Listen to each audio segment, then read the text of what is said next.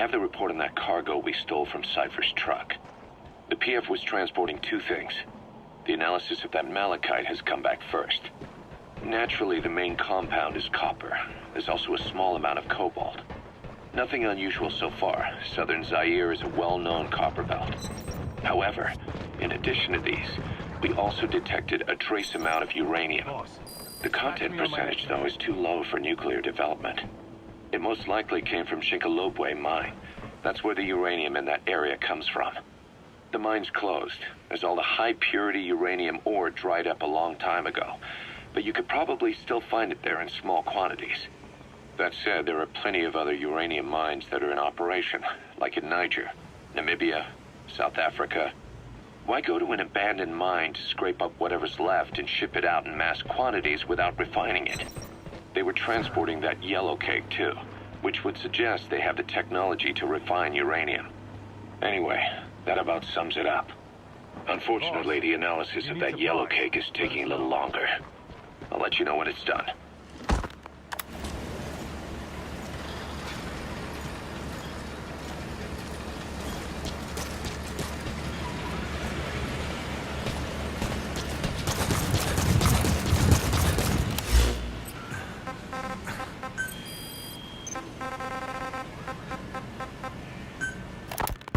Boss, sorry to keep you waiting.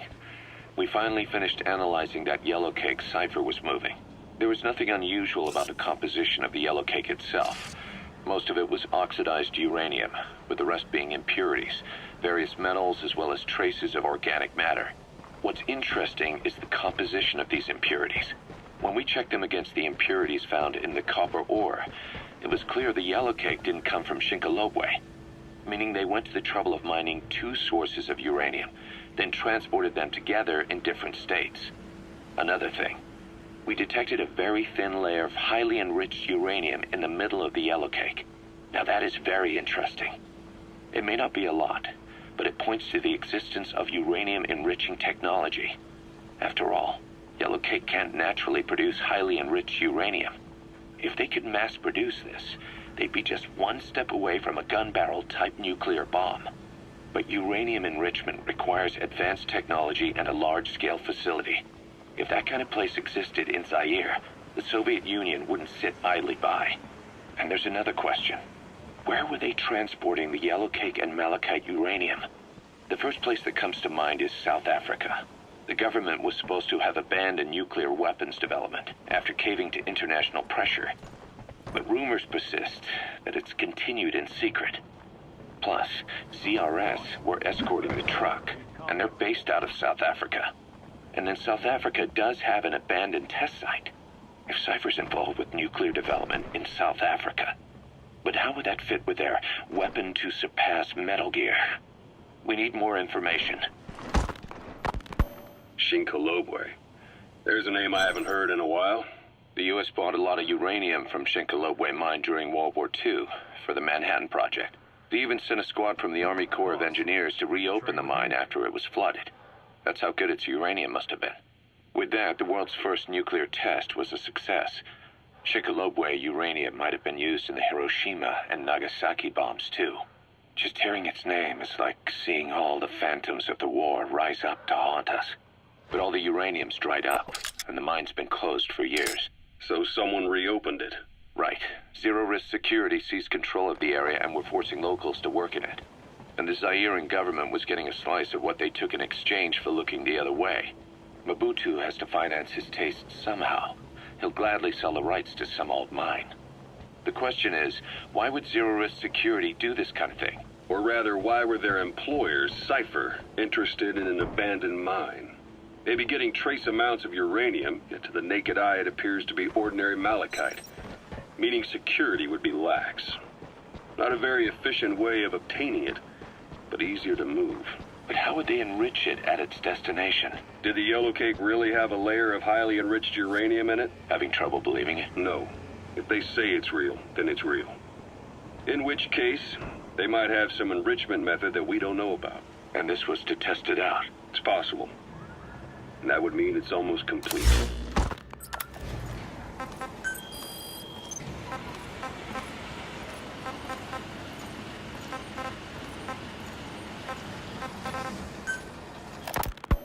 Ever since the attack on your unit 9 years ago, the name Big Boss has become known the world over. What do you mean? Those of your men who survived traveled far and wide. They fought throughout the world. In fact, they're part of the reason we have all these PFs now. Every one of them suffered their own phantom pain from losing you. Talking about you wherever they went helped to heal their wounds. Your actions and words, your legend, has been told on every battlefield they've set foot on. Obviously, as the tales have spread, the truth's been distorted, painted over. Big Boss sacrificed himself to show us the threat that Cipher poses. He sounded a warning, so it goes. A warning? Too much power destroys the hands that hold it. Apparently, you chose to be a living example of that. I never said any of that. The moment any truth is passed on, it starts turning into fiction. The problem is, fiction inspires people more than facts. To the world, you're now the legendary mercenary Big Boss. The lessons you've taught the PFs are the reason they're so widespread. They're the reason they've survived. And you know what they all aspire to? To one day go nuclear, just like you did, and stand up to Cipher. Of all the stupid things you could do. They'll never understand what you really wanted. Heroes are misunderstood. It takes a man of the same caliber to understand what drives them. Bottom line is, these guys want to be like their hero, Big Boss. And deep down, they all have their eyes on nuclear weapons. They say that a nuke is the only means of standing against Cipher. But these days, it's becoming little more than a slogan to rally the troops and survive in a cutthroat business. Currently, there are 3 major PFs who've expanded into Central Africa. CFA, Rogue Coyote, and Zero Risk Security. HEC's investigations have shown there's almost no overlap between their areas of operation. It's not so much a turf war, more like they have a gentleman's agreement. If you do cross paths with them, you probably won't have to face more than one at a time. Still, don't expect a walk in the park. The CFA, Contract Forces of Africa. These guys are a major player. Their head office is in Pretoria, South Africa. That's also where the South African Defense Force is headquartered. We think the two are closely connected. An HEC investigation revealed that most of the CFA's operators are former SADF soldiers. South Africa has been locked in struggles with neighboring regimes for years. That means constant action, and we know better than anyone that's the best kind of training. A company drawing its recruits from hardened military vets. You can bet they know how to handle themselves. Do not underestimate them. Within the CFA is a company of soldiers made up mainly of locally hired operators. They speak Afrikaans to communicate with personnel from the CFA, but if you notice any speaking the local language, that's them. Though hired from the local population, they were originally part of a paramilitary group, so they'll have plenty of combat experience. And unlike their days shooting junkyard rifles out of beat-up pickup trucks, the CFA now supplies them with the latest gear from the West. On top of that, they've been combat trained by the South African Army. All that adds up to a much stronger fighting force. So don't brush them off. Look at the Angola-Zaire border region. The east bank of the Munene River in particular. It's a microcosm of a problem that stretches all across Africa. There's a civil war going on in Angola, fought between the government MPLA and the Western-backed UNITA. Zaire is still a dictatorship under President Mobutu, but numerous uprisings have broken out in its remote regions. With all the trouble elsewhere keeping their hands full, neither government has control over their side of the border. They depend on militias and PFs, as do the rebels. Government forces, guerrillas, militants, groups of all shapes and sizes hawk whatever resources they can to hire PFs. Conflict brings PFs. PFs expand the war zone, and more conflicts erupt in a continuous chain reaction. Sounds like our kind of work. Mother Base could grow by leaps and bounds.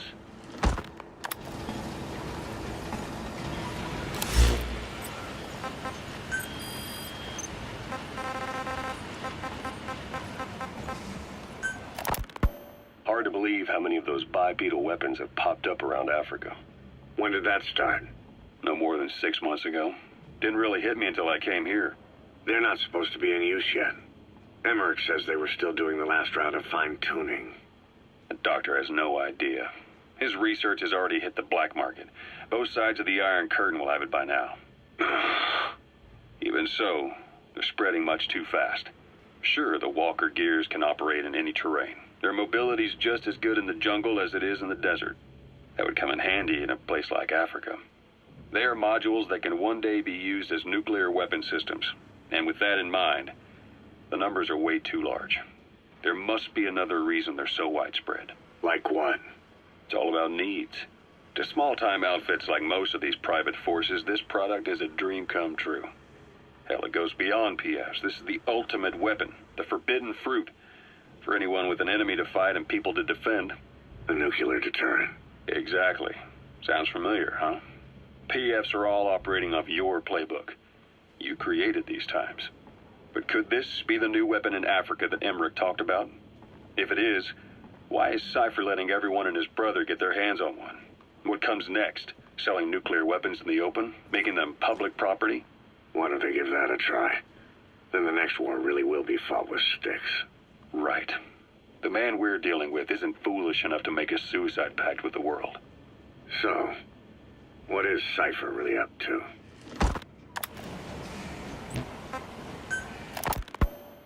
Zero-risk security aren't as hardcore a military outfit compared to the other two PFs in this region. The company sends operators to conflict regions around the world, not just Africa. They have decades of combined experience. They're also based out of South Africa. Their headquarters is in Johannesburg. A lot of their work involves corporate security for South African companies, but a good number of their operators are retired South African military. So don't mistake them for a bunch of security guards.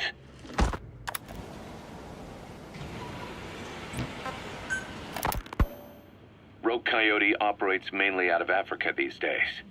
Of the three PFs, they're the smallest. However, they scooped up most of the Rhodesian SAS after the country collapsed 4 years ago. Picture their entire organization as one big special forces unit. With Rhodesia a British colony, the Rhodesian SAS had its origins in 22 SAS Sea Squadron. They started out as a group known as the Southern Rhodesia Volunteers, but in '51 they were incorporated into 22 SAS as members of the British Commonwealth and deployed to fight guerrillas in the Malayan emergency. Even now, 22 SAS keeps the Sea Squadron designation empty in recognition of their service. In a way, you could say the SAS almost makes up the core of Rogue Coyote. Later on, they were bolstered by other talent, including former Celis Scouts and 32 Battalion. These guys are direct descendants of the best special forces in the world. They won't go down without a fight. Don't get careless. Kunganga Mine. A civil war's been going on in that region for the last 20 years. It's being fought by what are now two ethnic groups, the Buta and the Mbele. Originally, you could barely tell them apart, but the reason for the current armed conflict goes back to World War I. After the war, their land was colonized by a European power, and it decided to give local control to the Buta. That split the two groups into rulers and subjects, laying the foundations for an inevitable civil war. The friction between them remained even after they won independence from Europe.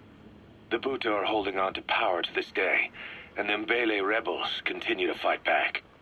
The conflict is funded by locally mined gold, rare metals, diamonds.